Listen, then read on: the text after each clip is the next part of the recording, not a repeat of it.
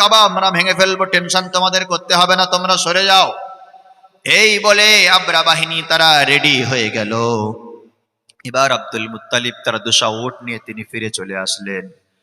আল্লাহর গোলাম Abdul Muttalib সহ তার ছেলে পুলেরা সবাই মিলে আল্লাহর ঘরের কাছে আসলেন। আসার পরে কাবার গিলাফটা ধরে পাগলের মতো আল্লাহর কাছে কাঁদে আর বলে, রে আল্লাহ, আমরা কুরাইশ বংশের মানুষ, আমরা গরিব মানুষ, আমরা অসহায় মানুষ, আমাদের কাছে কোনো সেনা নাই, আমাদের কাছে কোনো অস্ত্র নাই, কোনো ঘোড়া নাই, কোনো হাতি নাই, কোনো তীর কামান কিছু নাই।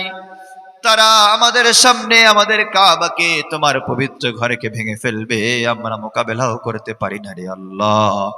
ও আল্লাহ, আপনি সর্বকালের সর্বশক্তিমান, আপনার ঘরকে আপনি হেফাজত করে নেন, আপনার ঘরকে আপনি রক্ষা করেন আল্লাহ, আমরা আপনার ঘরের দায়িত্ব আপনার উপরে দিয়ে দিলাম।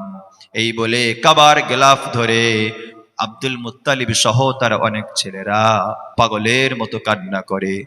ওদিকে আমরা দাঁড়িয়ে আছে আর হুঙ্কার দিচ্ছে, ও আব্দুল মুত্তালিব, কাবা ঘর খালি করো, কাবার চারিপাশে লোকজনকে সরিয়ে দাও। এই কাবা ভাঙার কারণে হয়তো অনেক একটা বিপ্লব সৃষ্টি হতে পারে, সবাইকে সরিয়ে ফেলো। আব্দুল মুত্তালিব বলে, শোনো আমরা সরে যাব, আমরা চলে যাব, টেনশন করার দরকার নাই, তোমরা কাবা ভেঙে ফেলো, আমাদের কোনো চিন্তা করতে হবে না, তোমরা তোমাদের কাজ শেষ করো, কাবা যার হেফাজত তিনি করে নেবে, তোমরা শুধু দেখবে কেরাম আযাবটা আসে। রাসূল সাল্লাল্লাহু আলাইহি ওয়াসাল্লাম তিনি আসার আগের নবী ছিলেন হযরত ঈসা আলাইহিস সালাতু ওয়াস সালাম। কোন নবী? ঈসা আলাইহিস সালাতু ওয়াস সালাম। তো রাসূলুল্লাহ সাল্লাল্লাহু আলাইহি সাল্লামের আগের নবী ঈসা আলাইহিস সালাতু ওয়াস সালাম তার উম্মতেরা ইয়ামানে বাস করত। কোথায়? কোথায়? ইয়ামান। জোরে বলেন, কোথায় বাস করত? ইয়ামানে বাস করত। তো ইয়ামানের মধ্যে তখন তো এমন সরকারি সিস্টেম ছিল না দেশ গঠন করার, দেশ হোক সরকার হোক, তখন ছিল কি বাদশাহী আমল, মানে বাদশাহী বংশ, বাদশার ছেলে বাদশা হয়, তাই না? এখন সিস্টেম আরবে যেটা আছে।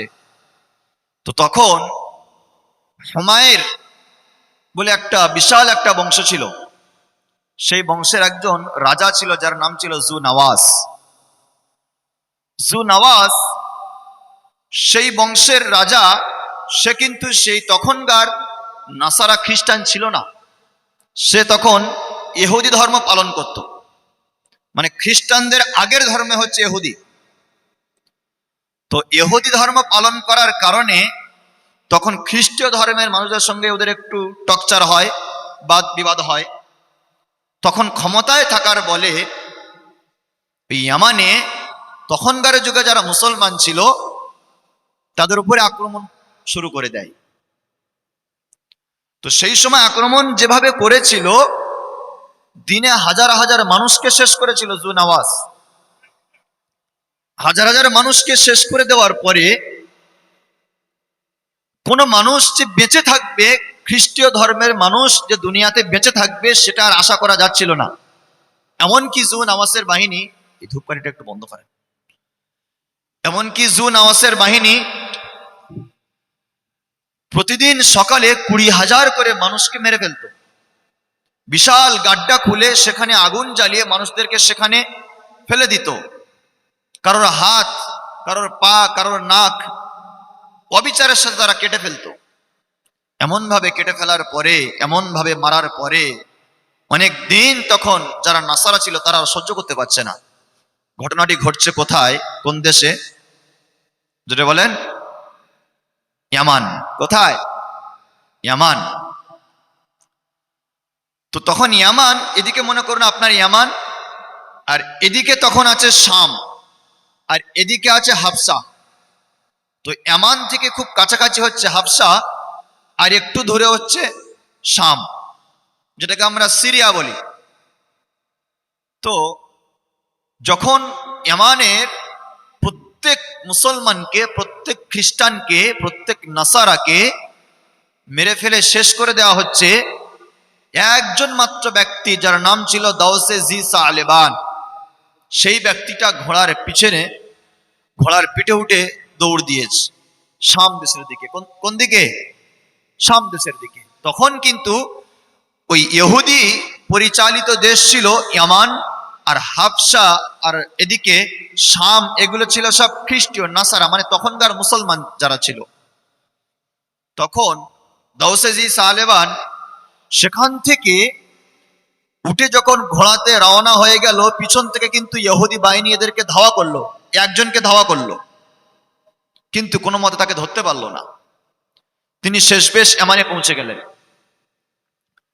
এমানে পৌঁছে যাওয়ার পর এমানের যে বাদশাহ, যেমন আমাদের দেশের প্রধানমন্ত্রীকে আমরা কি বলি, যিনি প্রধানমন্ত্রী হন তাকে কি বলি? প্রধানমন্ত্রী বলি, তাই না? আরবে যিনি প্রধানমন্ত্রী হয় তাদেরকে বলা হয় আজিজ। আমাদের দেশে যে প্রধানমন্ত্রী হয় তাকে বলা হয় প্রধানমন্ত্রী। মিশরে যারা প্রধানমন্ত্রী হয় তাদেরকে বলা হয় ফিরাউন। বুঝে আসেনি কি বললাম? তো তখন শাম দেশের যে প্রধানমন্ত্রী ছিল তাকে বলা হতো কাইসার। কি বলা হতো? কাইসার। এবার ইতিহাসটা এখান থেকে শুরু হচ্ছে, দেখুন। দাউসেজি সালেবান তিনি যখন কায়সারে চলে গেলেন, শাম দেশে কায়সারের কাছে গেলেন, গিয়ে বিষয়টা সব খুলে বললেন যে হযরত, আমরা নাসারা, আমাদেরকে জু নওয়াজ ইহুদি শাসিত যে রাষ্ট্র ইয়ামান, ওখানের ইহুদিরা আমাদেরকে মেরে ফেলছে। আমি একাই বেঁচে আছি, সব শেষ হয়ে গিয়েছে, কেউ বেঁচে নেই, আমি একাই মাত্র বেঁচে আছি। তো আমি জান বাঁচিয়ে আমি ঘোড়ার ওপরে দৌড়ে আমি এখানে বিদায় নিয়েছি, আপনি একটা ব্যবস্থা করেন। সেই সময় কায়সার বলল, শোনো ও জি দাউসেজি সালেবান, কোনো চিন্তার কারণ নাই, কোনো টেনশনের কারণ নাই। এখনই আমি হাবশার কাছে চিঠি লিখব। সেখান থেকে হাবশা হলো অনেক কাছাকাছি, এদিকে হলো ইয়ামান, এদিকে হলো শাম, মাঝখানে হলো হাবশা। মাঝখানে দেশটার নাম কি, জোরে বলেন, কি নাম? হাবশা। হাবশার বাদশার কাছে তিনি চিঠি লিখলেন, ও হাবশার গভর্নর নাজ্জাশী, এখনই তুমি বিশাল বাহিনী ইয়ামানে পাঠিয়ে দাও। ওই ইয়ামানের মধ্যে মুসলমানদেরকে মেরে শেষ করে দেওয়া হয়, মুসলমানদেরকে আগুনে পুড়িয়ে দেওয়া হয়, মুসলমানদেরকে শেষ করে দেওয়া হয়। আপনি এখনই বাহিনী পাঠিয়ে দেন। দাউসেজি সালেবান ওই শাম থেকে হাবশায় চলে আসলেন। হাবশায় আসার পরে হাবশা থেকে বিশাল বাহিনী নিয়ে তিনি চলে আসলেন ইয়ামানে। কোথায় আসলেন? ইয়ামানে আসলেন। তখন হাবশার যিনি গভর্নর ছিলেন তার নাম ছিল নাজ্জাশী। কি নাম? নাজ্জাশী। মানে শাম দেশের যে গভর্নর তাদেরকে কায়সার বলা হয়, আর ওদিকে হাবশার যে গভর্নর তাদেরকে নাজ্জাশী বলা হয়। যে নামে হয় হোক তাদেরকে বলা হতো কি, নাজ্জাশী। নাজ্জাশী এবার পাঠিয়ে দিলেন বিশাল সেনা বাহিনী নিয়ে ওই ইয়ামানের দিকে রওনা। কে আছে তাদের সঙ্গে মোকাবেলা করবে? বিশাল বাহিনী, অস্ত্র শস্ত্র, ঘোড়া নিয়ে তারা রওনা হয়ে যায়। দুইজনকে সেনাপতি বানালেন নাজ্জাশী। একজনের নাম হলো আরিয়াত। কি নাম? কথা বলতে হবে। একজনের নাম কি? আরিয়াত। দ্বিতীয় ব্যক্তির নাম হলো আবরাহ। কি নাম? আবরাহ। এখান থেকে খেয়াল রাখবেন, কাবা শরীফ ভাঙার জন্য নেতৃত্ব দিয়েছিল কে? আবরাহ। কে দিয়েছিল? প্রথমে কিন্তু আবরাহ কাবা শরীফ ভাঙার প্ল্যান করে নাই। প্রথমে আবরাহ আর আরিয়াতকে নাজ্জাশী বিশাল বাহিনী দিয়ে ইয়ামানের দিকে রওনা করে দিল। ও আবরাহ, ও আরিয়াত, তোমরা ওই ইয়ামানের দিকে যাও, গিয়ে ইহুদি বাহিনী যারা আছে, যারা মুসলমানদেরকে শেষ করে দেয়, তাদের সঙ্গে মোকাবেলা করো। সেই সময় আরিয়াত আর আবরাহ বিশাল বাহিনী নিয়ে তারা ওই ইয়ামান এর মধ্যে প্রবেশ করলো। ইয়ামানের মধ্যে প্রবেশ করার পরে ইয়ামানের ইহুদিরা বুঝতে পারলো মুসলমানের বিশাল বাহিনী এখানে প্রবেশ করেছে। তারা তাদের সঙ্গে মোকাবেলায় গেল না, তারা ইয়ামান ছেড়ে এদিক ওদিক দৌড় দিতে শুরু করলো। তারা মোকাবেলায় আসে নাই। এবার আরিয়াত বলল, শোনো আমরা কি করা যাবে? এই যে বিশাল বাহিনী আমরা আনলাম, আনার পরে দেখি যারা এখানে নাসারাদেরকে মেরে শেষ করে দিচ্ছিল, জু নওয়াজ, এরা মুসলমানদেরকে আগুনে পুড়িয়ে মেরে দেয়, কিন্তু শেষবেশ দেখি তো এরা এখানে কেউ নাই, সবাই দেশ ছেড়ে পালিয়ে যাচ্ছে। শেষবেশ জু নওয়াজ গভর্নর যিনি ছিল, সে তখন ওদের সঙ্গে মোকাবেলা গেল না, দৌড়ে দৌড়ে দৌড়ে দৌড়ে ঘোড়ার পিঠে উঠে চলে যায়। শেষ পর্যন্ত সামনে বিশাল দরিয়া দেখতে পায়, দরিয়ার উপরে ঝাঁপ দিয়ে দেয়। ওই দরিয়ার উপরে ঝাঁপ দেওয়ার পরে জু নওয়াজ সেখানে তার মৃত্যু ঘটে যায়। পুরো ইয়ামান মুসলমানদের শাসিত অঞ্চল হয়ে গেল। আল্লাহু আকবার। কারা পেয়ে গেল? মুসলমানরা। ওই মুসলমানরা সেখানে থাকার পরে আবরা আর আরিয়াত দুজনে যুক্তি করলো। শোনো আবরা বলে, শোনো আরিয়াত, আমরা হাফসা থেকে আসলাম, হাফসা থেকে তো আসলাম, বিশাল বাহিনী নিয়ে এখানে আসলাম, কিন্তু এই দেশ তো আমাদের বিজয় হয়ে গেল। এখানে আমরা দুইজনা মিলে রাজত্ব দেব, এখানে মুসলমান রাষ্ট্র কায়েম করা হবে, খ্রিস্টীয় ধর্ম কায়েম করা হবে, এখানে গির্জা বানানো হবে, কেউ আর এখানে দখল নিতে পারবে না। এইভাবে একদিন দুই দিন নয়, 70 বছর সেখানে রাজত্ব করলো। কত বছর? 70 বছর রাজত্ব করার এক পর্যায়ে আবরা আর আরিয়াতের মধ্যে বিশাল সংঘর্ষ লেগে যায়। মুসলিম বাহিনী হোক, যে হোক না কেন, যখন তারা একসঙ্গে থাকবে, আচ্ছা, মুসলিম বাহিনী হোক যাই হোক, যারা নেতৃত্ব দেবে, যারা যখন একসঙ্গে থাকবে, তারা কিন্তু এক পর্যায়ে তাদের মধ্যে একটা বিবাদ সৃষ্টি হয় না? গার্জেন দুজনে হয় না, প্রধানমন্ত্রী দুজনে হয় না। তো দেখা গেল তারা যখন ইয়ামানকে জয় করলো, ইহুদিদেরকে খালি করে দিয়ে আবরাহ আর আরিয়াত তারা দুইজন নেতৃত্ব দিচ্ছে ওই ইয়ামানের। কিন্তু বেশি দিন সেটা গেল না, দুইজনের মধ্যে বিবাদ লেগে গেল। যত সেনা হাফসা থেকে আবরা আরিয়াত নিয়ে এসেছে, সব সেনাদের মধ্যে পার্থক্য দেখা দিল। দুই সেনা দুই দিকে দুই ভাগ হয়ে গেল, একদিকে আবরাহার দল, একদিকে আরিয়াতের দল। যখন তখন যুদ্ধ শুরু হয়, যখন তখন মারামারি শুরু হয়, যখন তখন খুনাখুনি শুরু হয়। সেই সময় আবরা আরিয়াত বলল, শোনো ও আবরা ও আরিয়াত, আমরা দুইজনার জন্য যুদ্ধ করব না। আমাদের জন্য সাধারণ মানুষ যারা আছে, সেনা যারা আছে, তারা মনে করে লাভ নাই, বরং আমরা দুইজনা মিলে যুদ্ধে নামি।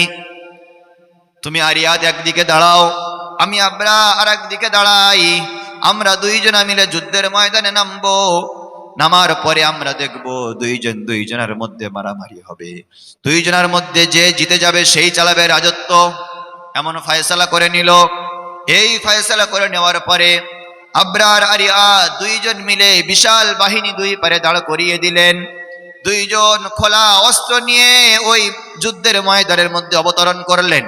অবতরণ করার পরে আবরা আরিয়াতের মধ্যে সামনাসামনি হয়ে গেল।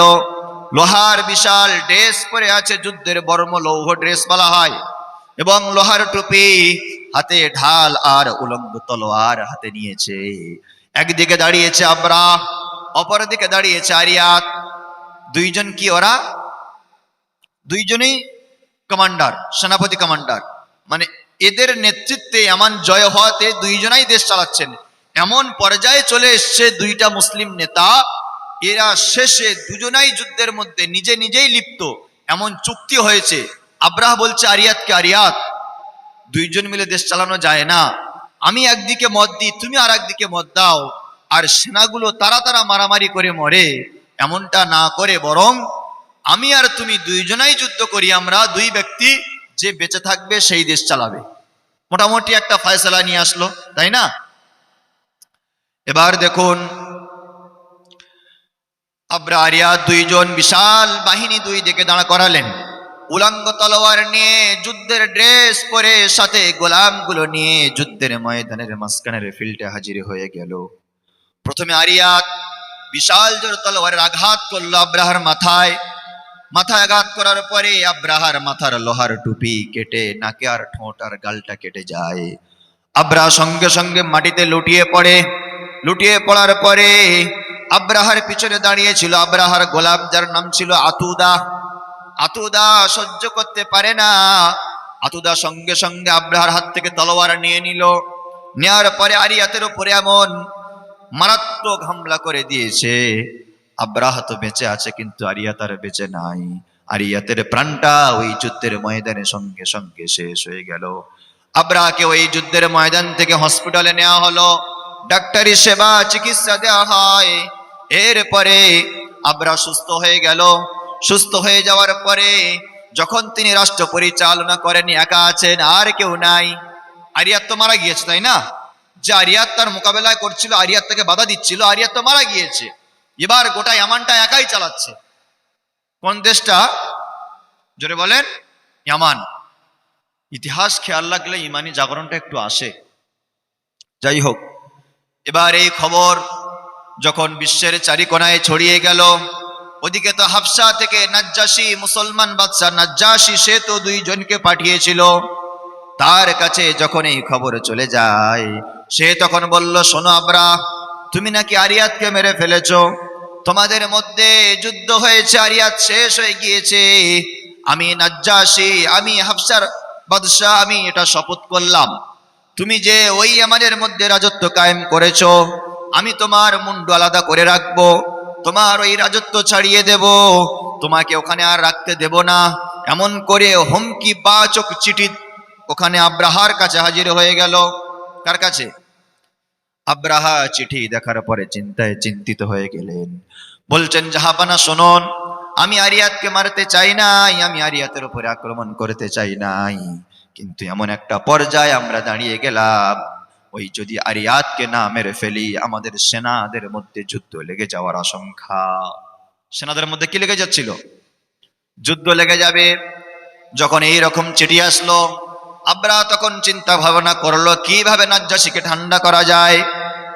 নাজ্জাশী মনে করুন একজন প্রধানমন্ত্রী, আর এদিকে আব্রাহা ইয়ামানের সবে সবে ক্ষমতায় দখল এসছে, মনে করুন সবে সে মুখ্যমন্ত্রী। এবার প্রধানমন্ত্রীর ক্ষমতা তো বেশি, তাই না? উনি তো এনাকে পাঠিয়েছে। এবার আব্রাহা একটা চিন্তা ভাবনা করে একটা ফোন দিয়ে আটলো। আব্রাহা কি করলো?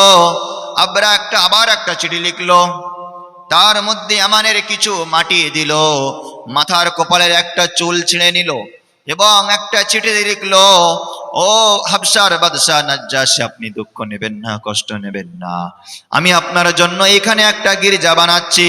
কি বানাচ্ছি?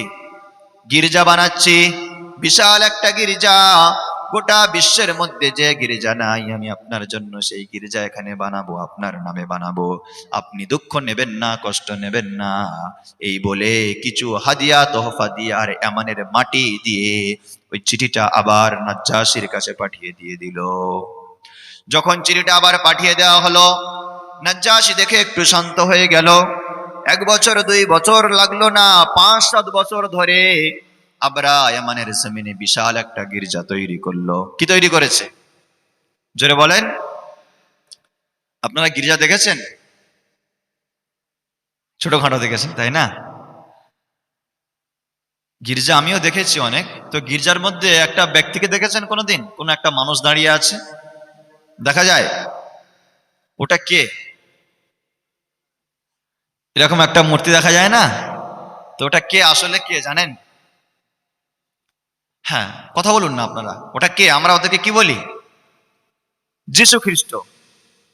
তো আসলে হযরত ঈসা আলাইহিস সালাতু ওয়াস সালামের মূর্তি ওরা ধারণ করেছে, কিন্তু আসল রূপ তো কেউ জানে না। তিনি জানেন একমাত্র আল্লাহ, আল্লাহ ছাড়া কেউ জানে না। তখন যারা দেখেছিলেন তারা তো ছবি আঁকতো না, তখন তো ক্যামেরাও ছিল না, আর যুদ্ধ প্রেক্ষাপটে তখন কে কারো ছবি তুলবে, তাই না? মারামারির সময় কি ভালো ক্যামেরা বা ভিডিও করা যায়? তো সেই সময় তো ছিল না। এরা একটা আন্দাজ করে একটা বানিয়েছে। যাই হোক, এবার আব্রাহা কি করলো, শেষবেশ যুদ্ধ সবকিছু করে আরিয়াতকে মেরে শেষ করে দিয়েছে। আরিয়াত আর আব্রাহা দুজনেই তো এক বাপের ছেলে, নাজ্জাশীর ছেলে। 2 ভাই মারামারি করেছে, 1 ভাই মারা গিয়েছে, বড় ভাই বেঁচে আছে। তাহলে বাপ বড় ভাইয়ের উপরে চাপ দেবে না? সেম আব্রাহার উপরে চাপ পড়েছে। বলছে, তোমাকে পাঠালাম ইয়ামানে রাজত্ব করার জন্য, ইহুদিদেরকে শেষ করার জন্য, আর তুমি সেখানে গিয়ে তোমরা মারামারি করে আরিয়াতকে মেরে ফেললে। তখন অনেক কিছু ছন্দ এদিক সেদিক করে ও তখন ইয়ামানের মাটি কিছু নিয়ে নিজের কপালের একটা চুল ছিঁড়ে আবার লিখেছে, আপনার জন্য আমি সুন্দর একটা গির্জা বানাচ্ছি জাহাপানা, আপনি এখানে আসবেন, আপনি দেখবেন, আপনি উদ্বোধন করবেন। তো 1 দিন 2 দিন নয়, প্রায় 7 বছর লেগে গেল, গির্জা কমপ্লিট হয়ে গেল। গির্জা এত বিশাল কমপ্লিট হয়েছে, ওই গির্জা দেখার জন্য গোটা পৃথিবী থেকে লোক আসছে। এমনকি আরবের জমিন থেকেও লোক সেখানে যায়, রাশিয়া থেকে যায়, ভারত থেকে যায়, চীন থেকে যায়, গোটা বিশ্বের সব কান্ট্রি থেকে সেখানে লোক যায় সেই গির্জাটা দেখার জন্য। আরবের লোকেরা নাম দিয়েছে কুলাইস, মানে গির্জা এত উঁচু বিশাল করেছে তার দিকে তাকাতে গেলে আপনার মাথার টুপি পড়ে যাবে। আবরা বিশাল গির্জা বানিয়ে ফেললো। বিশাল গির্জা বানানোর পর তখন শেষে চিন্তা ভাবনা করলো, এত বিশাল গির্জা তো বানালাম, এই গির্জার সম্মান তো কম নয়। গোটা বিশ্বের মানুষ কাবাতে হজ করে। কোথায় হজ করে? কাবায় হজ করে, তাওয়াফ করে কোথায়? ওই কাবার চারিপাশে। আবরা চিন্তা করলো, দেখো আমি তো একজন বিশাল নেতা, বিশাল পাওয়ার, ক্ষমতাশীল মানুষ, আমি যে বিশাল গির্জা করলাম, আমি তো এই গির্জার চারিপাশেও তাওয়াফ চালু করতে পারি। এই চিন্তা ভাবনা করলো, এলান করে দিল, ও বিশ্বের মানুষ তোমরা যারা আসবে, আর তোমরা বাইতুল্লাহ নয়, ইয়ামানের এই বিশাল গির্জা নাজ্জাশীর গির্জায় তোমরা চারিদিকে তাওয়াফ করতে থাকবে। এমন করে সেখানে শিরিক আরম্ভ হয়ে গেল। হয়ে যাওয়ার পরে এই খবরটা গোটা বিশ্বের মধ্যে যখন ছড়িয়ে যায়, ছড়িয়ে যাওয়ার পরে আরবের মানুষেরা ক্ষিপ্ত হয়ে গেল। বিশেষ করে কুরাইশ বংশের মানুষ, তারা বলল, না, এটা মানা যাবে না, কারণ হজ করতে হবে, তাওয়াফ করতে হবে কোন ঘরে? কাবা ঘরে। যে ঘরটা বিশ্বের শুরু থেকে আছে আল্লাহর ঘর, সেই ঘরের তাওয়াফ করা লাগবে, অন্য ঘর কারোর কোনো তাওয়াফ করার দরকার নাই। আল্লাহর ঘর ছাড়া পৃথিবীর যত দামি ঘর হোক না কেন, তাওয়াফ করলে কি কোনো সওয়াব হবে নাকি? কোনো সওয়াব আছে? কোনো সওয়াব নাই। বিশাল বিশাল বিশাল বিশাল বাহিনী, বিশাল বিশাল সংখ্যক মানুষ সেখানে আসার তাওয়াফ করে। হঠাৎ করে একদিন রাত্রেবেলা, বর্ণনায় দুই রকম মত পাওয়া যায়। একদিন রাত্রেবেলা দেখা গেল ওই গির্জার মধ্যে কেউ যেন নোংরামি করে চলে আসলো। সকালবেলা আবরার কাছে খবর গেল, আবরা, ও আবরা, এতদিন আমরা এই গির্জা দেখভাল করি, এখানে আমরা থাকি, কেউ নোংরামি করে নাই, কেউ বাথরুম করে নাই। হঠাৎ করে রাত্রের আধারে দেখলাম, সকালে দেখলাম, রাতের আধারে কে যেন বাথরুম করে চলে গেল। আবরা তখন ডাউট করলো, এ কাজ কারণ নয়, এ কাজ কুরাইশদের। কাদের? এ কাজ কুরাইশদের। কারণ কুরাইশরা আমার এই গির্জার সব সময় বিরোধিতা করে। তারা বলে কাবার হজ করা লাগবে, কাবা তাওয়াফ করা লাগবে, এই গির্জার তাওয়াফ করা যাবে না। আমি আবরা ওদেরকে শেষ করে দেব। আমার যে গির্জা ওরা এমন নোংরা করলো কেন? কেন এমন বদমাইশি করলো? কেন এমন খারাপি করলো? এটা আমি আর আবরা সহ্য করতে পারবো না, ওদের জবাব দেওয়া লাগবে। অন্য বর্ণনায় মুফাসসিরিনে কেরাম বলেন, না, ওই গির্জার মধ্যে কেউ হিংসা করে আগুন লাগিয়ে দেয়। কি লাগিয়ে দেয়? আগুন লাগার কারণে পুরো গির্জা পুড়ে ছাই হয়ে যায়। গির্জার মাথার চূড়াগুলো ভেঙে ভেঙে আছাড় খেয়ে জমিনে পড়ে গেল। রাতের আধারে আগুন লেগে গেল, গোটা এমন যেন আগুনে জ্বল করে ওঠে, কেউ বন্ধ করতে পারে না। শেষ বেশ ওই গির্জা পুরো পুড়ে ছাই হয়ে গেল। সকালবেলা এই খবর আবরার কানে যখন পৌঁছে গেল, আবরা বলল, না, আর বসে থাকা যাবে না, আমরা আমাদের এই গির্জাকে তাওয়াফ করার জন্য বানালাম, আর তারা তাদের বাইতুল্লাহ কাবাকে তাওয়াফ করবে, কিন্তু কেন আমাদের গির্জাকে নষ্ট করে দিল? ও আমার বাহিনী, ও আমাদের বিশাল বাহিনী, চলো আমরা গিয়ে মক্কার মধ্যে কাবা বাইতুল্লাহকে ধ্বংস করে ফেলবো। তারা কি বললো? কাবাকে ধ্বংস করে দেবে। কার বাহিনী প্রস্তুত? আবরাহার বাহিনী। জোরে বলেন, কার বাহিনী? ও মুসলমান, ভালো করে ইতিহাসটা খেয়াল রাখবেন। আল্লাহর ঘর ভাঙার জন্য আবরাহ তার বাহিনীকে কেমন ভাবে আনলো, কিন্তু ওই সময় আল্লাহর ঘর বাঁচানোর জন্য কোন মানুষ মোকাবিলা করেছিল নাকি? কোন মানুষ মোকাবিলা করেছিল? কোন পরমাণবিক ইউজ করা হয়েছিল? কোন তোপ, কোন কামান, কোন মিসাইল, কোন বোম, কোন রাইফেল, কোন বুলেট কিছু তখন ইউজ করা হয় নাই। একমাত্র রব্বুল আলামিনের তরফ থেকে পাওয়া কিছু ক্ষমতা, ঠিক কিনা? এবার আবরা বিশাল বাহিনী নিয়ে রওনা হয়ে গেল। রওনা হয়ে যাওয়ার পরে আবরা সেখান থেকে একটা দুইটা নয়, তার ইয়ামান থেকে ভেঙে দেওয়ার জন্য কাবা শরীফ 9টা অথবা 12টা বিশাল বিশাল হাতি জোগাড় করেছে। কি জোগাড় করেছে? এখন কারোর ঘর ভাঙতে গেলে আপনি লাঠি দিয়ে ভাঙবেন না জেসিবি দিয়ে ভাঙবেন? জেসিবি দিয়ে ভাঙা যায়। তখন তো আর জেসিবি ছিল না, তখন হাতি দিয়েই ভাঙা হতো। হাতির গলায় কাছি বলেন তাই না, রশি যেটাকে বলা হয়, মোটা মোটা কাছি আমরা বেঁধে দিই, কাছি বেঁধে দেওয়া হয়। আর সেই কাছিটা নিয়ে আব্রা প্ল্যান করলো কাবা শরীফের দেওয়ালের গায়ে বেঁধে দেওয়া হবে, আর হাতি টানবে, কাবা শরীফের দেওয়াল পড়ে যাবে, তাই না? আব্রা প্ল্যান তৈরি করে ফেললো, আমি বিশাল বাহিনী নিয়ে যাই, 8টা অথবা 12টা হাতি নিয়ে আবরা রওনা হয়ে গেল, বিশাল বাহিনী প্রস্তুত করলো। অনেক মানুষ বিশাল একটা বাহিনী নিয়ে ইয়ামান থেকে মক্কার পথে রওনা। রাস্তা জানে না, লোকের সাথে জেনে জিজ্ঞাসা করে লোকের থেকে পথ দেখিয়ে দেখিয়ে মক্কার দিকে আসতে লাগলো। এবার যখন এই খবর মক্কার মধ্যে পৌঁছে গেল, গোটা মক্কা একটা চিন্তিত ভাব চেয়ে গেল। বিশ্বের মধ্যে বিশাল প্রভাবশালী বাদশা তখন আব্রার সঙ্গে মোকাবেলা করার কারোর ক্ষমতা নাই। ক্ষমতা যার আছে তিনি কে? ক্ষমতা যার আছে তিনি কে? আল্লাহ রাব্বুল আলামিন বলে, ও আমার কাবার পরিচালকগণ, তোমাদের চিন্তা করা লাগবে না, আমার কাবা রক্ষা করব আমি আল্লাহ। ওই কাবার দিকে যখন আব্রা তার বিশাল বাহিনী নিয়ে, হাতিগুলো নিয়ে দল বেঁধে যখন কাবার দিকে আসে, এই খবর মক্কার মধ্যে কুরাইশরা শুনে চিন্তায় চিন্তিত হয়ে গেল। আল্লাহ, আমাদের মধ্যে এমন একটা প্রবলন, এমন একটা সময়, আমরা কুরাইশরা তো দুর্বল, আব্রার সঙ্গে যুদ্ধ করতে পারবো না, তার একটা হাতিকে আমরা আটকাতে পারবো না। আমাদের সামনে এসে যদি এই কাবাকে ভেঙে দেয়, সেই কষ্ট আমরা সহ্য করতে পারবো না। প্রথমে যখন আব্রা তার বিশাল বাহিনী নিয়ে মক্কার এরিয়ার মধ্যে ঢোকার চেষ্টা করে, ওই আরবের যে এরিয়া আছে, কুরাইশদের যে এরিয়া আছে, ওই এরিয়ার ঢোকার আগে জুনাফার বলে একজন বিশাল কমান্ডার, জুনাফার তার বিশাল বাহিনী নিয়ে ওই আব্রা বাহিনীকে আটকানোর চেষ্টা করলো। কিন্তু আব্রাহার বাহিনী এত ক্ষমতাশীল, এত ক্ষমতাধীন, জুনাফারকে মেরে তাদেরকে তাদের বাহিনীর সঙ্গে করে নিয়ে আবারও রওনা হয়ে গেল। মুসলমানরা আটকাবে বলে একটু আগে গিয়ে একটা টিম দাঁড়িয়েছিল, তো আব্রাহা বাহিনী তাদেরকে ধরে নিয়েছে, মেরে ধরে তাদেরকে সাথে তুলে নিয়ে বলছে, চল রাস্তা দেখাবি, চল। রাস্তা তো আমরা জানি না, জীবনে আসিনি, রাস্তা দেখাবি, ওই রাস্তা দেখে দেখে আমরা যাব। এবার আব্রাহা বাহিনী জুনাফার বাহিনীকে যখন অ্যাটাক করে নিল, তাদেরকে সঙ্গী করে নেয়, তাদেরকে রাহাবার হিসাবে করে নেয়, নিয়ে আবার তারা কাবা শরীফের দিকে আসে।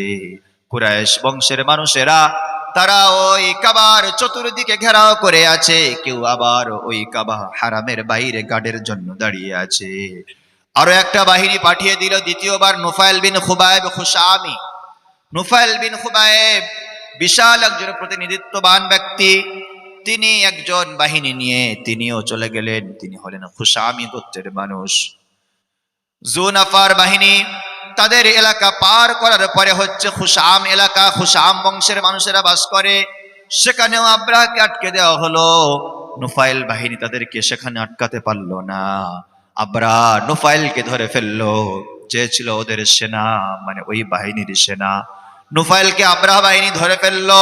ধরে ফেলার পরে নুফাইলকে মেরে দেওয়ার চেষ্টা করলো, কিন্তু অনেকে বলল, না, মারা যাবে না, একেই ধরে রাখুন, একেই আটকে রাখুন।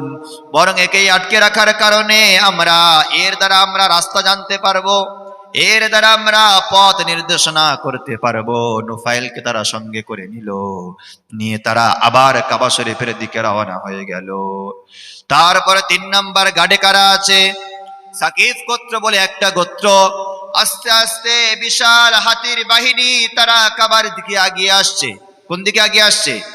কাবার দিকে আগিয়ে আসছে, কাবা ভেঙে চুরমার করে দেবে। সাকিফ গোত্র বলে একটা গোত্র আছে, সেই গোত্রের মধ্যে থেকে যারা জ্ঞানবান, ব্যক্তিত্ববান, প্রতিনিধিত্ববান মানুষ ছিল, তারাও কেউ শিরিকের মধ্যে, কেউ মূর্তি পূজার মধ্যে ডুবেছিল। সেই সময় কাবা শরীফের মধ্যে 360টা মুদ রাখা ছিল। তাদের মধ্যে কিছু ব্যক্তি বলল, শোনো, আমরা আব্রা বাহিনীর সঙ্গে আমরা পারবো না, মোকাবেলাও করে জিততে পারবো না, বরং ওদের সঙ্গে একটা চুক্তি করা যাক, ওদের সঙ্গে একটা মুআমালা করা যাক। ওদেরকে আমরা বলি, শোনো আব্রা ভাই, আবরা বাহিনী, তোমাদেরকে তো আমরা শেষ করতে পারবো না, তোমাদেরকে মারতে পারবো না। ঠিক আছে, তোমরা যাও, তোমরা কাবা শরীফ ভেঙে ফেলো, কোনো দুঃখ নাই। কিন্তু এই কাবার মধ্যে একটা বুত রাখা আছে যার নাম হলো লাত। কি নাম? লয়কার তো লাত।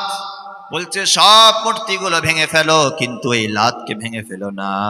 ওটা হচ্ছে আমাদের পূজক, ওকে আমরা পুজো করি। বরং তোমাদের সাথে আমরা একটা রাহাবার দিয়ে দিচ্ছি।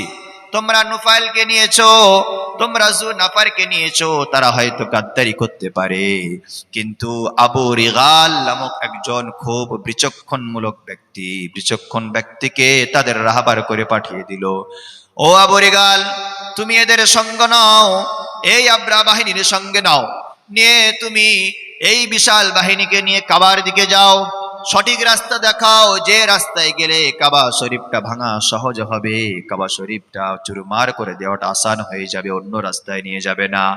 এই বলার পরে জুনাফার বাহিনী, এদিকে তোমার খুশাম গোত্রের যিনি ছিলেন নুফাইল বিন হুবায়েব, এদিকে আবু রিগাল, তিনজন মিলে রাহাবারি করে সেই আবরাহ বাহিনী যারা কাবা ভাঙতে আসে তাদেরকে সামনের দিকে আনার চেষ্টা করে। এদিকে আস্তে আস্তে আসওয়াদ বিন মাকসুদ, কি নাম বললাম? আসওয়াদ বিন মাকসুদ। আসওয়াদ বিন মাকসুদ এটা কে জানেন? আবরাহ যে বাহিনী আছে, আবরাহ বাহিনীর মধ্যে অন্যতম একজন খুব প্রত্যক্ষশীল একজন ব্যক্তি, যে সব সময় সব জায়গায় নেতৃত্ব দিতে পারে। এবার আবরাহ বাহিনী বিশাল বাহিনী নিয়ে তারা মক্কার এরিয়ার মধ্যে প্রবেশ করলো। মক্কার এরিয়ার চারদিকে তো সবুজ সবুজ ঘাস আর তরুলতা, অনেকে উট আর বকরি ছাগল গুলো দেখে, রাখালেরা তারা নিয়ে মক্কার চারিপাশে তারা চড়ায়। তারা যখন সেখানে ঢুকলো, দেখছে বিশাল একটা উটের পাল আছে, ম্যাক্সিমাম 200 উট সেখানে চলাফেরা করছে। উটগুলো সব ছিল কিন্তু চাচা আব্দুল মুত্তালিব। কার? Abdul Muttalib. আব্দুল মুত্তালিব চাচা না দাদা? তাহলে কিছু বললেন না আপনার, আমি তো ভুল বললাম। ওয়াহিদ হাজার জমা গায়েব নাকি? আব্দুল মুত্তালিব নবীজির কে ছিলেন? ইতিহাস তো কাছাকাছি আসছে। এবার নবীজির কে ছিলেন? দাদা ছিলেন না? কে ছিলেন? না না না, দাদু, যেটাকে আমরা দাদা বলি। আব্দুল মুত্তালিবের ছেলের নাম হচ্ছে আব্দুল্লাহ, তার ছেলের নাম হচ্ছে মুহাম্মদ সাল্লাল্লাহু আলাইহি ওয়াসাল্লাম। এবার শোনেন, যখন আবরাহ বাহিনী তার বিশাল বাহিনী নিয়ে ওই মক্কার দিকে আগিয়ে আগিয়ে আসে, তাদের চোখে পড়লো বিশাল একটা উটের পাল, 200 উট সেই পালের মধ্যে আছে। এদিকে আব্দুল মুত্তালিবের কাছে তো খবর আগেই হয়ে গেছে যে বিশাল একটা বাহিনী আসছে। ও আব্দুল মুত্তালিব, কাবার সেক্রেটারি, কাবার মাতোয়াল্লি তিনি তখন ছিলেন, কাবার চাবি তখন তার কাছে, যে বিশাল একটা বাহিনী আগিয়ে আসছে ওই কাবাকে ধ্বংস করার জন্য। আপনি দেখি কোনো টেনশন নাই, কোনো চিন্তা নাই, কোনো ফিকির নাই, কোনো সেনাপতি নাই, কোনো সেনাবাহিনী নাই, কোনো অস্ত্র নাই, কিছুই নাই, আপনি ফ্রি মাইন্ডে কেন আছেন? বুঝে আসেনি? আপনার ঘর ভাঙতে আসছে 10-5 জন লোক, আপনি চুপচাপ বসে থাকবেন? হয়, কিছু তো একটা ব্যবস্থা, কিছু তো একটা করা লাগবে, তাই না? কিন্তু ইমানটা দেখেন, সেই সময় আব্দুল মুত্তালিব তিনিও বসে আছেন, আর বিশাল বাহিনী তার নজরে পড়ে গেল। নজরে পড়ে যাওয়ার পরে তিনি দেখে তার 200 উট যেগুলো চড়ে চড়ে ঘাস খাচ্ছে। আসওয়াদ বিন মাকসুদ সে নেতৃত্ব দিয়ে 200 উট তারা ধরে নিল। আবরাহ বাহিনী 200 উট তারা ধরে নিয়েছে। 200 উটের দাম কত বলুন তো, তাই না? অনেক টাকা দাম। 200 উট তারা ধরে নিল। ধরে নেওয়ার পরে তারা ভাবছে আমরা কুরাইশদের একটু জব্দ করতে পারলাম, আমরা কুরাইশদের একটুখানি চাপ দিতে পারলাম। এবার সেই সমস্ত বাহিনী, যত 2-3টা বাহিনী আব্রাহার সঙ্গে যারা ছিল, আব্রাহ বাহিনী সমেত সব বাহিনীগুলো মক্কার বর্ডারের সাইডে তারা রুখে গেল।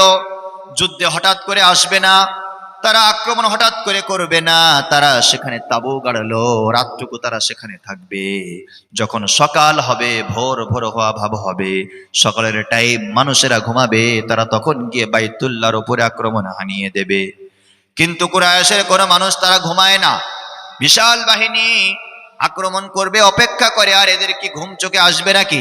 ঘুম আসবে এদের? ঘুম কারোর নাই, সবাই জেগে জেগে রাত পার করে দিল। সকাল যখন হয়ে আসা আসা ভাব হয়ে গেল, আব্রাহা বলল, শোনো, আমরা যদি ডাইরেক্ট গিয়ে কাবার ওপরে হামলা চালাই আমাদের ঠিক হবে না। আমরা প্রথমে যাই, প্রথমে ওই কাবার যে সেক্রেটারি আছে, কাবার যে মাতোয়ালি আছে, তার সঙ্গে কিছু কথা বলি, তাকে আমরা কিছু জিজ্ঞাসাবাদ করি, কেমন পজিশন সেটা আমরা আগে বুঝি। এই বলার পরে একজন কাসিদকে পাঠিয়ে দিল, যার নাম হলো হান্নাতা বিন হুমায়ের। হান্নাতা হুমাইরিকে পাঠিয়ে দেওয়া হলো, হান্নাতা হুমাইরি, তুমি যাও গিয়ে আব্দুল মুত্তালিবকে ডেকে আব্রাহা বাহিনীর কাছে নিয়ে আসো। হান্নাতা হুমাইরি চলে গেলেন, গিয়ে আব্দুল মুত্তালিবকে বলেন, আপনি কি কাবার সেক্রেটারি নাকি? কাবার সামনে আপনি বসে আছেন, আপনি কাবার গায়ে হেলান দিয়ে আছেন। তখন আব্দুল মুত্তালিব বলে, হ্যাঁ বাবা, কি খবর বলো। বলে, বিশাল একটা বাহিনী এসেছে আপনাদের কাবাকে ধ্বংস করার জন্য, আপনাকে ডেকেছে সেই বাহিনীর কমান্ডার আব্রাহা। আব্দুল মুত্তালিব তখন নির্ভয়ে উঠে দাঁড়ালেন, বললেন, বাবা চলো। কে ডাকলেন? কে আমাকে দাওয়াত দিলেন? কে আমাকে যাওয়ার কথা বললেন? চলো আমি যাব। সব কুরাইশের হাজার হাজার মানুষ লাইনে দাঁড়িয়ে আছে, আজকের আল্লাহর কাবাকে ভেঙে ফেলবে আব্রাহ। বিশাল হাতের বাহিনী, বিশাল সেনা বাহিনী অস্ত্রে সজ্জিত করে তারা দাঁড়িয়ে আছে, অপেক্ষা শুধুমাত্র। এবার আব্দুল মুত্তালিবকে ডাকলো, ওদিকে বিশাল বাহিনী দাঁড়িয়ে আছে, এদিকে কুরাইশদের হাজার হাজার মানুষ, নিরীহ মানুষ, হাতে অস্ত্র নাই, কিছু নাই। আর এদিকে আব্রাহ বাহিনী বিশাল অস্ত্রে সজ্জিত হয়ে দাঁড়িয়ে আছে। আব্দুল মুত্তালিব একাই তিনি চলে গেলেন আব্রাহার কাছে।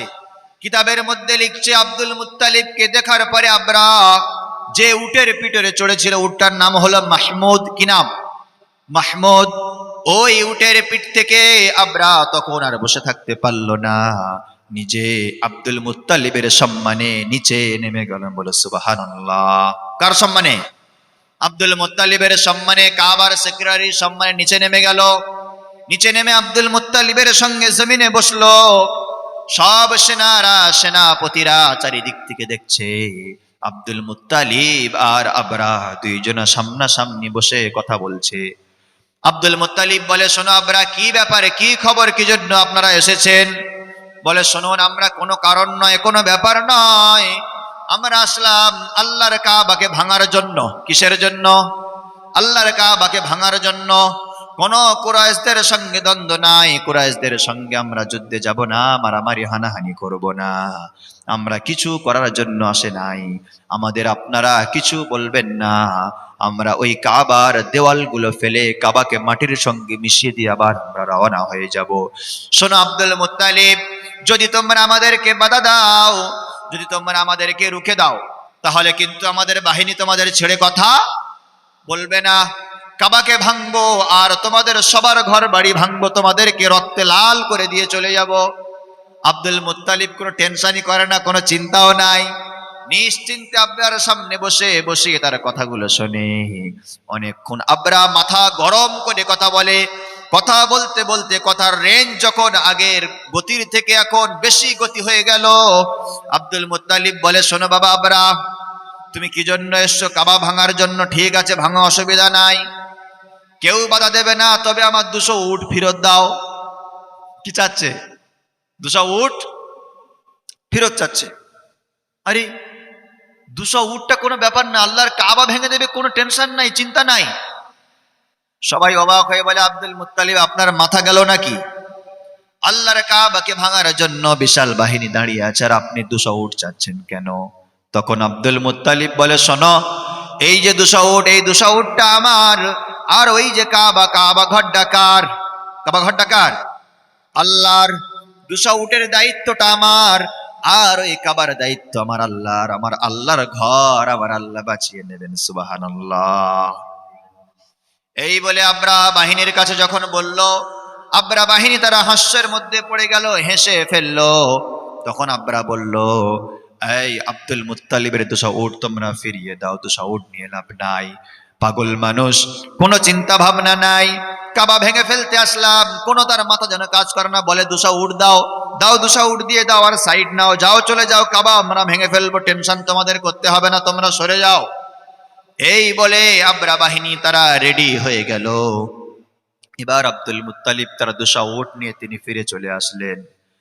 আল্লাহর গোলাম আব্দুল মুত্তালিব সহ তার ছেলে পুলেরা সবাই মিলে আল্লাহর ঘরের কাছে আসলেন। আসার পরে কাবার গেলাফটা ধরে পাগলের মতো আল্লাহর কাছে কাঁদে আর বলে, রে আল্লাহ, আমরা কুরাইশ বংশের মানুষ, আমরা গরিব মানুষ, আমরা অসহায় মানুষ, আমাদের কাছে কোনো সেনা নাই, আমাদের কাছে কোনো অস্ত্র নাই, কোনো ঘোড়া নাই, কোনো হাতি নাই, কোনো তীর কামান কিছু নাই। তারা আমাদের সামনে আমাদের কাবাকে, তোমার পবিত্র ঘরকে ভেঙে ফেলবে, আমরা মোকাবেলাও করতে পারি না রে আল্লাহ। ও আল্লাহ, আপনি সর্বকালের সর্বশক্তিমান, আপনার ঘরকে আপনি হেফাজত করে নেন, আপনার ঘরকে আপনি রক্ষা করেন আল্লাহ। আমরা আপনার ঘরের দায়িত্ব আপনার উপরে দিয়ে দিলাম। এই বলে কাবার গেলাফ ধরে আব্দুল মুত্তালিব সহ তার অনেক ছেলেরা পাগলের মতো কান্না করে। ওদিকে আমরা দাঁড়িয়ে আছে আর হুঙ্কার দিচ্ছে, ও আব্দুল মুত্তালিব, কাবা ঘর খালি করো, কাবার চারিপাশে লোকজনকে সরিয়ে দাও। এই কাবা ভাঙার কারণে হয়তো অনেক একটা বিপ্লব সৃষ্টি হতে পারে, সবাইকে সরিয়ে ফেলো। আব্দুল মুত্তালিব বলে, শোনো, আমরা সরে যাব, আমরা চলে যাব, টেনশন করার দরকার নাই, তোমরা কাবা ভেঙে ফেলো, আমাদের কোনো চিন্তা করতে হবে না, তোমরা তোমাদের কাজ শেষ করো, কাবা যার হেফাজত তিনি করে নেবে, তোমরা শুধু দেখবে কেরাম আযাবটা আসে। এই বলে তারা আল্লাহর কাছে অনেকক্ষণ দিল থেকে দোয়া করে করে করে করে আবরা বাহিনী যখন বারবার হুঙ্কার দেয়, তখন তারা কাবার গেলাফ ছাড়লেন। কাবার গেলাফ ছেড়ে যাওয়ার পরে আব্দুল মুত্তালিব চিন্তা ভাবনা করলেন, যদি তারা আল্লাহর কাবা ভেঙে দেয় তাহলে আমরা সহ্য করতে পারবো না। আমার যে 200 উট আছে, 200 উটের মধ্যে 100 উট আমার থাক আর 100 উট আল্লাহর জন্য যাক। বলে 100 উটের উপরে তিনি স্টিকার লাগালেন, চিহ্নিত করলেন কুরবানির জন্য। কিসের জন্য? কুরবানির জন্য। কুরবানি কার জন্য করা হয়? চিল্লা এখন, কার জন্য কুরবানি? আল্লাহর জন্য কুরবানি। আর আল্লাহর নামে উটগুলো ওই কাবার চত্বরে ছেড়ে দিয়েছে। এই নিয়ত করে আব্দুল মুত্তালিব ছাড়লেন, তারা যদি এই উটগুলোর সঙ্গে কোনো দুরাচার করে, দুর্ব্যবহার করে, আল্লাহর নামে ছাড়া এই উটগুলোর সাথে যদি কোনো খারাপ আচরণ করে, এর কারণে ওদের উপরে আল্লাহর আযাব আসবে। এই কারণে তিনি 100 উট কাবার চত্বরে ছেড়ে দিলেন। এবং আব্দুল মুত্তালিব বললেন, শোনো কুরাইশের মানুষেরা, ও আমার কুরাইশ বংশের মানুষ, তোমরা নিজেদের ঘরগুলো খালি করে দাও। ওই যে পাহাড় দেখতে পাও, পাহাড়ের চূড়ায় উঠে যাও, পাহাড়ের গুহায়, পাহাড়ের কিনারায় চলে যাও। তোমরা কুরাইশ বংশ মক্কার জমিন খালি করে দাও। আব্রাহার বিশাল বাহিনী, হাজার হাজার সেনা নিয়ে তারা এখানে প্রবেশ করেছে, তোমরা এখানে থাকবে না, হয়তো তোমাদের জানটাও চলে যেতে পারে। এই বলার পরে আব্দুল মুত্তালিব তার সঙ্গীদেরকে নিয়ে পাহাড়ের মধ্যে প্রবেশ করলেন। 100 উট তিনি চিহ্নিত করে ওখানে ছেড়ে দেন। ছেড়ে দেওয়ার পরে তিনি ওখান থেকে বিদায় নিলেন। সবাই দূরে দূরে চলে গেল, কিন্তু কলিজার টুকরা একটা কাবা ছেড়ে কাবার মাতোয়ালি আব্দুল মুত্তালিব যায় না। আব্দুল মুত্তালিব কাবার একটু দূরে একটা পাহাড়ের কিনারায় দাঁড়িয়ে আছেন। এবার আব্রা বাহিনী তারা রেডি হয়ে গেল, চলো, ওই তো দেখছি কাবার চত্বর খালি হয়ে গেছে, আমরা কাবাকে ধ্বংস করে ফেলবো। এবার কাবার দেওয়ালগুলো গুড়িয়ে দেওয়া যাবে। সকাল হয়ে গিয়েছে, রৌদ্র কড়া হয়ে গেলে, রোদের তাপ বেড়ে গেলে মরুভূমিতে তখন আর যুদ্ধ করা সম্ভব নয়। মরুভূমিতে রোদের তাপ বেড়ে গেলে কাজ কাম করা সম্ভব নয়। এবার তারা এগিয়ে আসলো। এবার বলেন তো দেখি, বিশাল বাহিনী তো আসছিল, তাদের সঙ্গে মাঝখানে 2টা দল তাদেরকে আটকে ছিল, তাদেরকে সঙ্গে ধরে নিয়েছে না নেয় নাই? তাদেরকে ধরে নিয়েছে। তার মধ্যে একজনকে রাহাবার বানিয়েছিল, যার নাম ছিল নুফাইল। কি নাম? নুফাইল বিন খুবাইব। নুফাইল তো আল্লাহর বান্দা গোলাম, তিনি তো নেককার মানুষ। তিনি বুঝতে পারলেন যে এখানে আল্লাহর আযাব আসবে। কি আসবে? আল্লাহর আযাব আসবে। এবার তিনি চিন্তা ভাবনা করে সব থেকে বড় হাতি যে ছিল, যার নাম ছিল মাহমুদ, মাহমুদের কাছে গেল। মাহমুদ হলো সব থেকে বড় শক্তিশালী হাতি, যার গলায় প্রথমে দেয়া হবে কাবা ভাঙার জন্য মোটা কাছিটা। যে হাতিটা হাবশা থেকে নাজ্জাশী পাঠিয়েছিল কাবা শরীফ ভাঙার জন্য, সব থেকে বিশাল দানবীয় আকৃতির হাতি। মাহমুদ সে আসছে আগিয়ে আগিয়ে। নুফাইল তখন চিন্তা করলো, আমি আগে যাই, ওই মাহমুদের কাছে যাই, যে মাহমুদের গলায় কাছি বাঁধা হবে কাবাকে ভাঙার জন্য। তখন নুফাইল গিয়ে আবরার যে হাতি ছিল বিশাল, মাহমুদ নামক তার কানটা ধরলো। কানটা ধরার পরে বলে, শোন মাহমুদ, তুই আর আগে যাবি না, তুই যার তার ঘর ধ্বংস করতে আসিস নাই, এটা হচ্ছে আল্লাহর ঘর, এই ঘর কিন্তু তিনি রক্ষা করবেন, এই ঘর ভাঙার ক্ষমতা তোর নাই, এই ঘরের কাছাকাছি তুই আসবি না, এই ঘর তোর জন্য শোভা পাবে না। এই বলার পরে নুফাইল যখন সেখান থেকে সাইডে নিয়ে নিল, ওই হাতিটা আর সেখান থেকে একটা পাও তোলে না। কি তোলে না? একটা পাও তোলে না। সেই সময় চিন্তায় চিন্তিত হয়ে গেল, কি ব্যাপার, কেন আজকের এত রাস্তা অতিক্রম করে আসলো হাতিগুলো, আর কেন হাতিগুলো আগায় না?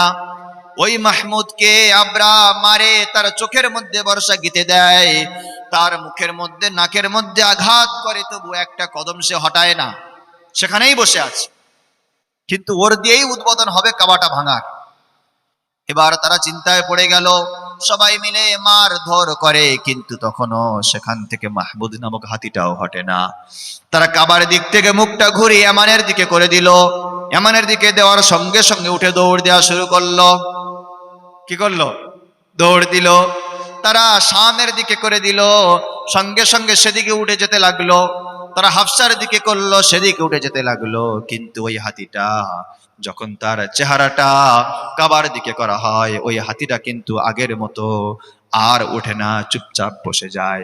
শেষ বেশ তারা চিন্তা ভাবনা করলো, না এখানে হবে না, আমরা এই মাহমুদকে বাদ দেই, অন্য হাতির ব্যবস্থা করি। বলে যে হাতি আনে, কোনো হাতি তাদের সাথ দেয় না, সব হাতিগুলো সাইড নিয়ে নেয়, কেউ তাদের সাথ দেয় না। শেষ বেশ তারা বিশাল বাহিনী দিয়ে কাবার উপরে আক্রমণ হানার চেষ্টা করলো। আব্দুল মুত্তালিব বিশাল বাহিনী নিয়ে ওই পাহাড়ের চূড়ায়, পাহাড়ের কিনারায়, পাহাড়ের পদদেশ থেকে ফলো করেছে। হঠাৎ করে আব্দুল মুত্তালিব তিনি ফলো করলেন, বিশাল একটা পাখির ঝাঁক ওই আরব সাগরের কিনারা থেকে মাথার উপরে আসলো। জানি না তাদের পায়ের উপরে ছোট্ট ছোট্ট কঙ্কর রাখা ছিল। ওই সময় যখন ওই কাবার চত্বরে বিশাল বাহিনী ঢুকে তারা ঘমসান ভাবে কাবার উপরে আক্রমণ শুরু করবে, সেই সময় আল্লাহর তরফ থেকে পাঠানো ছোট্ট ছোট্ট পাখিগুলো, পায়ের মধ্যে ছোট্ট ছোট্ট কাঁকর ছিল, সেই কাঁকরগুলো তারা নিয়ে সেখান থেকে তাদের উপর নিক্ষেপ করতে শুরু করলো। এমন পাওয়ারফুল সেই কাঁকর, যার কারণে আবরা বাহিনীর মাথার উপরে, শরীরের উপরে, গায়ের উপরে যেখানে পড়ছে সঙ্গে সঙ্গে সেখান থেকে দু চালা ফাঁক হয়ে যায়। এই ক্ষমতা ছিল একমাত্র যার, তিনি কে? আল্লাহ। আল্লাহ বলে, ও আব্দুল মুত্তালিব, তোমার ঈমান আছে পাকা, তোমার ছেলেদের ঈমানটা হলো পাকা, সত্যিকারে তোমরা মুসলমান, তাই তোমরা হয়তো ক্ষমতায় নেই, কিন্তু ক্ষমতা আমার কাছে চেয়েছো, আমি তোমাদের কাছে পাখি পাঠিয়ে দিলাম। নিচে থেকে হামলাগুলো কমজোর হয়, উপর থেকে আক্রমণটা আরো জোরদার হয়। ওই সময় রব্বুল আলামিনের তরফ থেকে পাঠানো পাখিগুলোর আক্রমণ তারা আর সহ্য করতে পারে না। হাতির উপরে পড়ে, ঘোড়ার উপরে পড়ে, উটের উপরে পড়ে, মানুষের উপরে পড়ে, পাথরগুলো যার মাথায় পড়ে, কাঁধে পড়ে, পিঠে পড়ে, যেখানে পড়ে সেখান থেকে ফাঁক হয়ে যায়, সেখান থেকে দু টুকরো হয়ে যায়, সেখান থেকে সব শেষ হয়ে গেল। কত শত হাজার হাজার মানুষ তারা কাবার চত্বরে প্রাণ হারিয়ে ফেললো। এবার আবরাহ তার বিশাল মাহমুদ নামক হাতিটা নিয়ে দৌড়। কমান্ডার তো আগে পালাবে না, সে তো পিছনের দিকে থাকে, সে তো হট করে সামনে আসে না, পিছন থেকে দৌড় দিল। কিন্তু পাখির ঝাঁক তারা তার পিছু ছাড়ে নাই, তারা তার পিছনে ধাওয়া করলো। এমনকি ওই আবরাহা বাহিনীর মধ্যে আবরাহা তো মেন কমান্ডার ছিল, খুশাম গোত্র, যেটা কাবা শরীফের থেকে একটু কিছুটা আগে। ওই গোত্রে যাওয়ার, ওই বংশের এরিয়ায় প্রবেশ করার আগে আগে আবরাহ মাটিতে পড়ে গেল। মুফাসসিরিনে কেরাম লেখেন, শেষ পর্যন্ত আবরাহার উপরে এমন ভাবে পাখিরা পাথর নিক্ষেপ করেছে, যেমন গোশগুলো ভুনা করার জন্য টুকরা টুকরা করা হয়, আবরাহার গোশগুলো তেমন করে টুকরা হয়ে গিয়েছে। সুবহানাল্লাহ। তাহলে বোঝা গেল, আল্লাহর ঘর যদি কেউ ভাঙতে আসে, তাহলে আল্লাহ তখন তার ঘরকে হেফাজত করে নেবে যখন সেই ঘরের মুসল্লিরা খাঁটি ইমানদার হবে। বুঝে আসেনি? দিল থেকে ভালোবাসবে,